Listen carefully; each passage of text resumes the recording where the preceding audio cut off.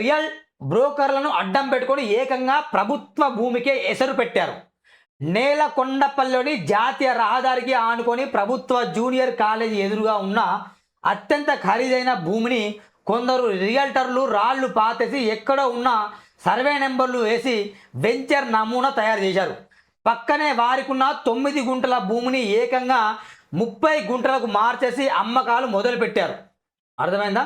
అంతేకాదు ఇప్పటికే సర్కారు భూమిలో సుమారు 500 గజాలు కూసుమంచి సబ్ రిజిస్టర్ పరిధిలో రిజిస్ట్రేషన్ చేసేశారు.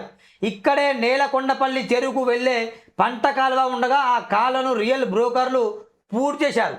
గతంలో ఇక్కడ కాలువ ఉన్నట్లు స్పష్టమైన ఆధారాలున్నా అసలు ఇక్కడ కాలువే లేదంటూ అధికారులనే బెదిరించే స్థాయికి చేరుకున్నాడట.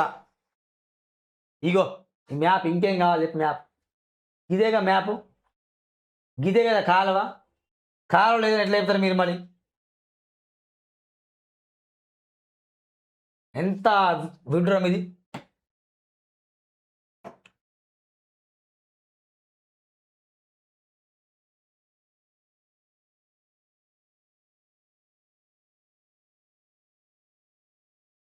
తప్పుడు సర్వే నెంబర్లతో రిజిస్ట్రేషన్లు. ఇది పెద్దలే గద్దలైనారు. కొంతమంది రియల్ బ్రోకర్లను అడ్డం పెట్టుకొని ఏకంగా ప్రభుత్వ భూమికి ఎసరు పెట్టారు. ఇది ఎక్కడో మారుమూల గ్రామంలో కాదు, నేలకొండపల్లి నడిబొడ్డున జాతీయ రహదారి కూసుమంచి రహదారికి ఆనుకొని ప్రభుత్వ జూనియర్ కాలేజీ ఎదురుగా ఉన్న అత్యంత ఖరీదైన సర్వే నెంబర్ 159/1 భూమిపై ఆ రియల్టర్ల కళ్ళు పడ్డాయి. ఇంకేముంది, రాళ్లు పాతేసి ఎక్కడ ఉన్న సర్వే నెంబర్లు వేసి వెంచర్ నమూనా తయారు చేశారు. పక్కనే తమకున్న 9 గుంటల భూమిని ఏకంగా 30 గుంటలకు మార్చేసి అమ్మకాలు మొదలుపెట్టారు. అంతేకాదు ఇప్పటికే సర్కారు భూమిలో సుమారు 500 గజాల కూసుముంచి సబ్ రిజిస్టర్ పరిధిలో రిజిస్ట్రేషన్లు చేసిందట వాళ్ళు. ఏమిటా సర్వే నెంబర్ 159/1? నేలకొండపల్లి సింగరెడ్డిపాలెం రెవెన్యూ పరిధిలోని సర్వే నెంబర్ 159/1 మొత్తం ప్రభుత్వ భూమిగా ఉంది.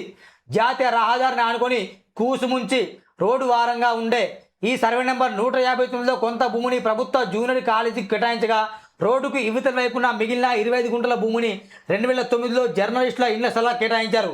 అప్పట్లో ఇటుపక్క పెద్దగా అభివృద్ధి లేకపోవడంతో జర్నలిస్టులు ఎవరు అక్కడ ఇళ్ల నిర్మాణం జరపలేదు. దీంతో 2018 సంవత్సరంలో జాతీయ రహదారి నిమిత్తం ఆ భూమిని ప్రభుత్వ అవసరాల కోసం వెనక్కి తీసుకున్నారు.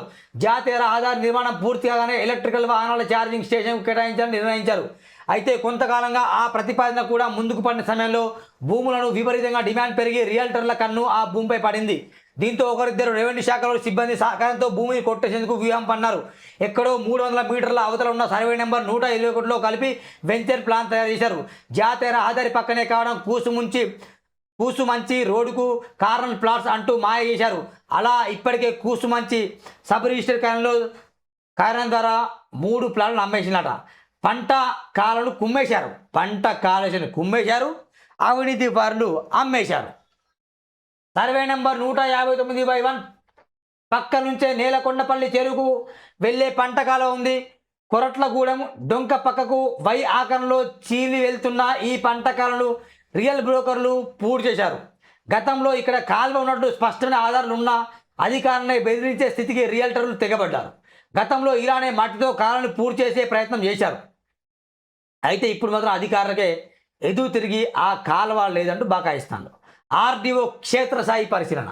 ప్రభుత్వ భూమిని టొకోరా అమ్మేస్తున్న విషయం తెలుసుకొని ఖమ్మం ఆర్డీఓ శ్రీనివాస్ బుధవారం తహసీల్దార్ రామ్ ప్రసాద్తో కలిసి సర్వే నెంబర్ 159లో క్షేత్రస్థాయి పరిశీలన చేశారు. ప్రభుత్వ భూమిని అమ్ముకున్న విషయంపై ఆరా తీశారు. రియల్టర్ల భాగోతాలను స్వయంగా అడిగి తెలుసుకున్నారు. తక్షణమే తహసీల్దార్ సిబ్బందికి సర్వే నిర్ణయించిన ఆదేశాలు జారీ చేశారు. ప్రభుత్వ భూములను ప్రజల అవసరాల మేరకు వినియోగిస్తామని, ఆక్రమించి అమ్ముకుంటే చట్టపరమైన చర్యలు తీసుకుంటానికి వెనుకాడమని చేశారట. ఇదేమంటాడు తహసీల్దార్ రాంప్రసాద్?